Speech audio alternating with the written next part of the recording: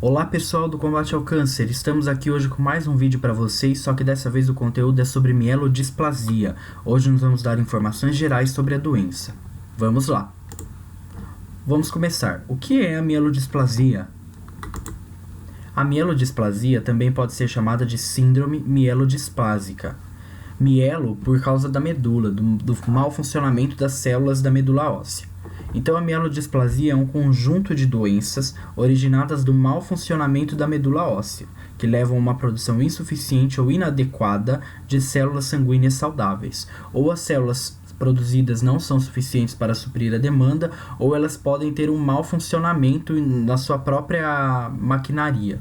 Existem 3 grupos de células no sangue. São os glóbulos vermelhos, também conhecidos como hemácia, que transportam oxigênio. Os glóbulos brancos, que são os leucócitos, neutrófilos e linfócitos, que ajudam o organismo no combate a infecções. E as plaquetas, que na verdade são fragmentos de células que são necessários para a coagulação do sangue. A doença pode se manifestar como uma anemia leve ou mais avançada, quando geralmente há uma diminuição de hemácias, glóbulos vermelhos, que no caso acontece a anemia, ou infecções recorrentes, que no caso é a baixa contagem de leucócitos, né, que resulta da baixa contagem de leucócitos no sangue, os glóbulos brancos, e sangramentos devido a alterações nas plaquetas.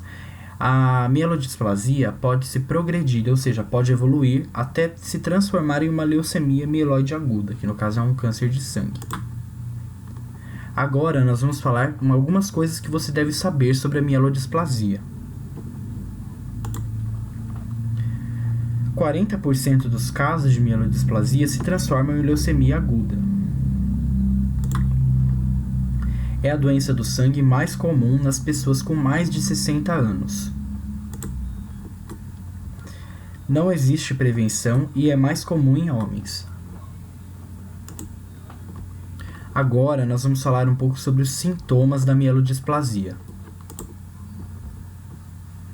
Nesse quesito de sintomas, um grande número de pacientes não apresentam qualquer sinal no início da doença. Isso significa que quando a doença está no início, os pacientes podem não apresentar nenhum sinal. E nos exames de sangue, né, nas análises de sangue de rotina, hemograma, por exemplo, podem ser encontrados um número baixo de glóbulos vermelhos, né, que no caso são as hemácias, indicando anemia. E numa investigação mais apurada, ou seja, se o médico notar anemia e continuar investigando a causa dessa anemia, o diagnóstico pode ser realizado. Atenção que os sintomas dependem da progressão da doença e podem variar de paciente para paciente. Então não é porque tal pessoa teve um sintoma que você também pode ter, e nem porque tal pessoa teve um sintoma muito grave, ou por exemplo, não é porque uma pessoa teve um hematoma, vários hematomas em todas as áreas do corpo e hematomas de diversos tamanhos, que você também vai ter nessa mesma proporção. Os sintomas variam de paciente para paciente e cada caso é um caso. Então não adianta comparar sintomas e comparar a sua doença com a doença de outra pessoa, que mesmo igual, os sintomas e a forma como ela age pode diferenciar um pouco. Mas os sintomas gerais da síndrome mielodisplásica, entre eles são as manchas roxas, que no caso são hematomas, sem nenhuma causa, sem você ter batido, em que partes do corpo começam a ficar roxas, né? No caso, partes que não costumam aparecer, que são tórax, costas e pescoço.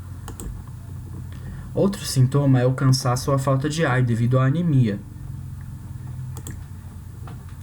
Outro desses sintomas pode ser a mucosa, que pode ficar mais pálida do que o normal.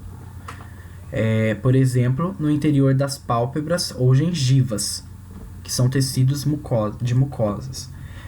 É interessante saber que cada corpo é diferente, por isso comparar o tom, se você comparar o tom da sua mucosa com a mucosa do seu amigo ou de algum outro conhecido, não é uma avaliação adequada para dizer se você tem a síndrome mielodisplasia ou não. Isso não é um fator que vai determinar se você é portador da doença ou não. Outro sintoma é a infecção recorrente, ou aquela infecção que nunca melhora, nunca sara, acompanhado de febre persistente ou mal-estar. Outro desses sintomas são os sangramentos frequentes sem razão aparente, ou seja, sem você ter provocado aquilo. O diagnóstico é feito por meio dos seguintes exames: hemograma, que é a contagem de células sanguíneas e presença de alterações que podem sugerir a instalação da doença. Mielograma e biópsia de medula óssea. No caso do mielograma, também chamado de aspirado de medula óssea, exame microscópico da medula, que é analisado através de microscópio, que vai ajudar a confirmar o diagnóstico da doença, por causa de alteração no formato das células. Imunofenotipagem, que vai caracterizar as células doentes encontradas no hemograma, no caso, os blastos. Esse aqui é o cariótipo ou FISH. O cariótipo é para análise de cromossomos. Permite a análise de alterações no DNA, que é o material genético das células da medula óssea. Isso vai ajudar a determinar o subtipo da doença e a orientar o tratamento da melhor forma possível. Agora nós vamos falar um pouco sobre o tratamento da mielodisplasia. O tratamento consiste basicamente em transfusões periódicas de sangue, que vai ajudar a repor aquilo que o organismo não está conseguindo produzir ou aquilo que está funcionando, está tendo um mau funcionamento no organismo, especialmente as plaquetas, que é o que a gente falou que ajuda na coagulação sanguínea, e as hemácias, que é o que ajuda no transporte de oxigênio. Isso vai ajudar a combater a anemia, o cansaço, a fadiga em excesso. Outra modalidade de tratamento é o transplante halogênico de células tronco hematopoéticas. Transplante halogênico, esse nome halogênico, significa que esse transplante deve ser realizado por meio de um doador compatível, por meio de uma análise criteriosa para que um doador compatível seja encontrado. O transplante halogênico, quando há doador compatível, é o único tratamento que pode curar a mielodisplasia. Esse tratamento tem uma taxa de sucesso de até 50%. Medicamentos também podem ser utilizados para o tratamento da mielodisplasia, como a eritropoetina, a darbepoetina, o granuloquine, também chamado de GCSF, que é estimulador da colônia de granulócitos, globulina antitimocítica,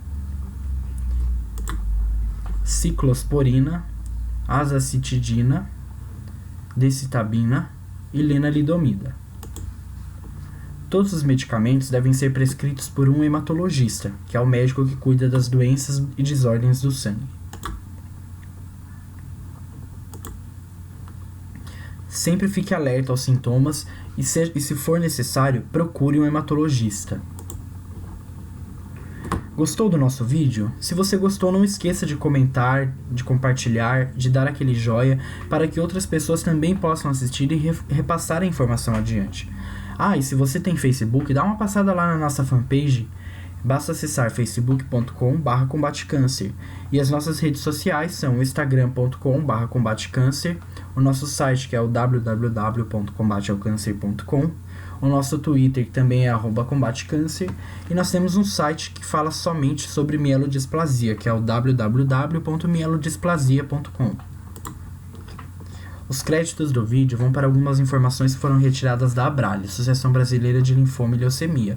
Aproveito para falar que os pacientes portadores de doenças do sangue, como a mielodisplasia, são atendidos gratuitamente pela associação, contando com apoio médico para poder tirar dúvidas, apoio jurídico, que no caso são os advogados, para tirar informações sobre direitos dos pacientes com câncer e outras doenças, apoio nutricional e também podem receber informações atualizadas por meio da revista ABRALHE, que pode ser solicitada gratuitamente no site da ABRALHE, abralhe.org.br.